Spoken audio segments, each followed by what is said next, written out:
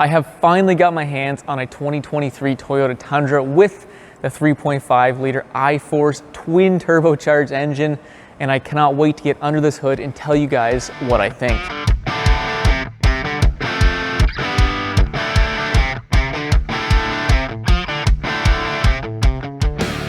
Well, this is the first Tundra I've had on the channel, and I mean, right off the bat, the looks, I don't know if I'm loving them. I think the truck looks like it sits really low.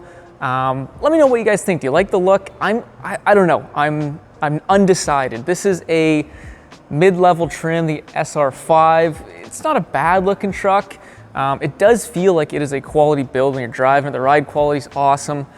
But today we're focused on what's underneath the hood, this twin turbocharged engine. Today, first of all, what we're gonna do is we're gonna take a look at some specs and some features of this engine, and then we'll talk about some things that I really like, some benefits associated with this engine in its design, as well as the approach Toyota took. Kicking things off, this engine is actually not 3.5 liters, it's actually a 3.4 liter engine.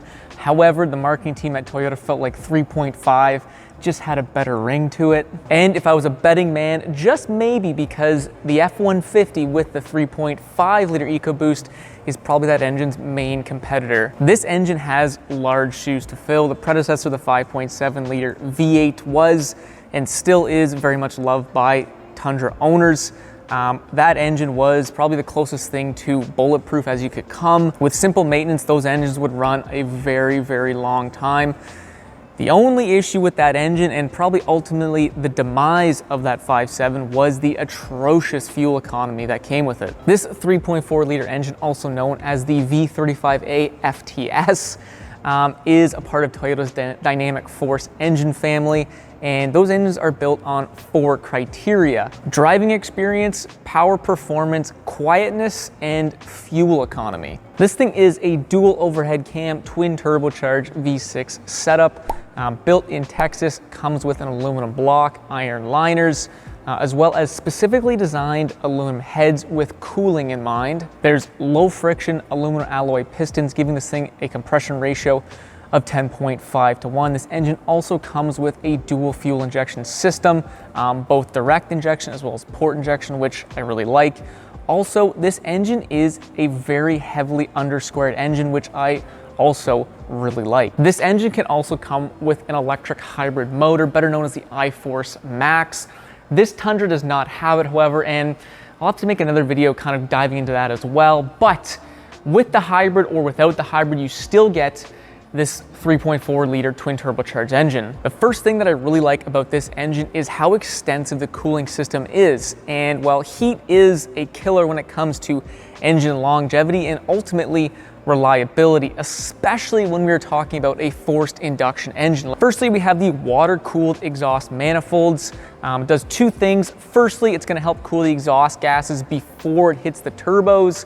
And secondly, it's gonna help speed up this engine warming up.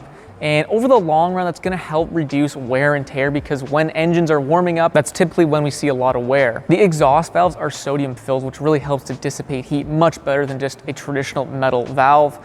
This engine also has dual piston oil squirters. Basically, oil is going to be sprayed underneath the piston. It really helps to cool it, especially when the engine is under load. The turbos each have their own water to air intercooler, which helps to cool intake gases before it hits the engine. Also, the turbos use a separate cooling system, which uses a separate radiator as well as a separate electric pump. So cooling was taken very, very seriously when it comes to this engine. The second thing that I really like is how they implemented their fueling system, using both direct injection as well as port injection. I've talked about this a number of times when looking at the Ford engines, because like the Toyota, it also utilizes a dual injection system, both direct injection as well as port injection, and I really, really like it. To this day, it still shocks me that GM has not gone down this road with their direct injection systems, but I digress. Direct injection, which this engine utilizes, sprays fuel directly into the combustion chamber, and there's a number of benefits with that. Firstly is better fuel efficiency, better response out of the engine, as well as just optimization of power and performance. Now, it does come with one major downside, and that is the carboning up of the intake and the intake valve.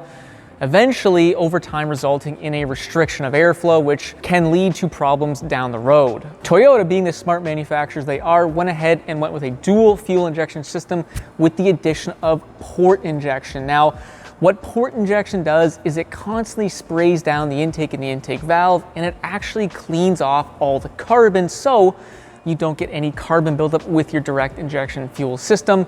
Essentially, you get the best of both worlds with no consequences. Another thing I like about this engine, and what actually genuinely surprised me, is the shape and the design of these cylinders, as well as how heavily of an undersquared engine this engine really is. What the hell is an undersquare engine? Well, it basically means that the stroke of the piston is larger than the actual bore of the cylinder. Nothing new there. Lots of engines come like that, but in a V configuration, it is somewhat rare. Typically, with a V8, a V6, we see the exact opposite. We see an oversquare engine, meaning the bore of the piston is actually larger than the stroke. So very interesting to see what Toyota's doing here. The only V configuration engine that comes to mind is the 6.7 PowerStroke. It's a V8, it's an undersquare engine, comes with a stroke of 107 millimeters with a bore of 99 millimeters, giving it a stroke to bore ratio of 1.08 to 1. So even that is really not a heavily undersquared engine at all. This engine, however, comes with a stroke of 100 millimeters with a bore of 85 millimeters, giving it a stroke to bore ratio of 1.18 to 1, which is a massive undersquare ratio for a V configuration engine. Where am I going with this? Well, again, I've talked about it a number of times. Undersquare engines with that long stroke have a very good mechanical advantage, and this translates to an engine being able to produce torque extremely well, very low in the RPM band, which is exactly what you want in a pickup truck. A large stroke gives you a large crank throw, and a large crank throw gives you much better mechanical leverage when trying to rotate that crankshaft, and that is why these engines can produce really good torque very easily low in the RPM band. Again, perfect for a pickup truck, perfect for hauling, towing, even perfect for off-road situations. So I really like that Toyota has done this with their V6. The 6.7 Cummins, known for its towing ability and its massive low-end torque, has an undersquare ratio of 1.16 to 1. This engine right here has a greater undersquare ratio than the 6.7 Cummins at 1.18 to 1, which is honestly impressive. This engine literally has a larger stroke than the 6.6 liter Duramax, yet it is still perfectly balanced, and it's just the engineering that Toyota has done to probably do so is pretty impressive. Now, finally, before we move on, we'll look across the room here to this EcoBoost. On paper, both these engines look identical. It's a 3.5 liter dual overhead cam V6, but in reality, the internal workings of these engines are completely different. This engine is an oversquare engine coming in with a 92.5 millimeter bore as well as a 86 millimeter stroke, giving it a stroke to bore ratio of 0.92 to 1, completely opposite of what is in that engine right there. With a shorter stroke and a larger bore in this EcoBoost, ideally, in theory, on paper, this engine should be much more favored in terms of its top-end performance. And well, if you guys have ever driven one of these things, they are lightning fast, so there is some truth to that. To the floor. Oh my Jesus. On the flip side, with this engine having the stroke to bore ratio of 1.18 to 1, yes, it may not have that top end performance like the EcoBoost, but what it will have is much more accessibility to that torque without having to use added boost. Using less boost is going to mean less heat, less wear and tear on the engine, and again, in theory, should add to longevity as well as reliability. So I like everything about it. Another thing that I like about this engine is that the cylinder centerline is offset from the crankshaft centerline. This just gives this engine another mechanical advantage. It helps to turn the crankshaft easier to generate torque, as we talked about earlier. This is nothing new. In fact, this was implemented as far back as like 1905, and it was done so to help hand crank engines over, because why? It helps lead to a mechanical advantage. Another thing I like is how high the thermal efficiency is on this gasoline engine. Toyota claims the thermal efficiency is 37%, which is very high for a gasoline engine. Thermal efficiency, basically what that means is how much energy from the fuel is actually getting translated into mechanical energy to physically turn your wheels.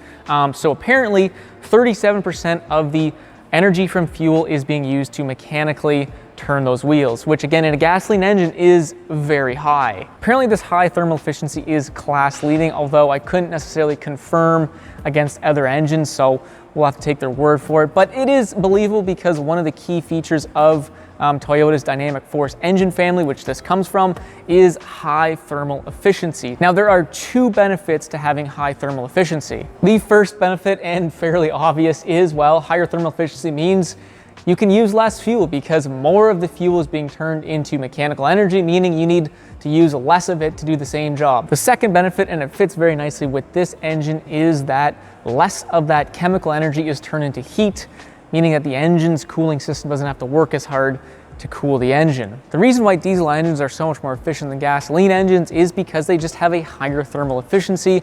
They are able to translate a lot more of that chemical energy into mechanical energy, which makes them simply more efficient. Lastly, what I like about this engine has actually nothing to do with the engine at all, but it's what's bolted to the back of the engine, a 10-speed Aisin transmission.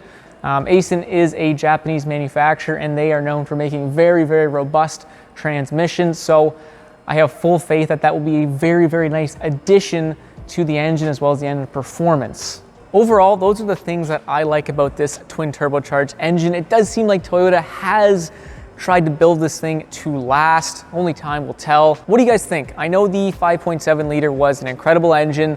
Are you guys excited about this twin turbocharged engine, or are you gonna try and hold on to your V8s as long as possible? But it ain't all sunshine and rainbows. Next week, we're gonna take a look at some issues already known with this engine, as well as some things that I generally just do not like about it. And I'm gonna warn you, I found something that put a very sour taste in my mouth, so look forward to that next week. As always, guys, if you did like the video, don't forget to leave that thumbs up. And if you like cool stuff like this, don't forget to subscribe. We'd love to have you guys on board. Anyways, enough of me. We'll see you next week when we take a second deep dive into this engine, but we venture on the dark side.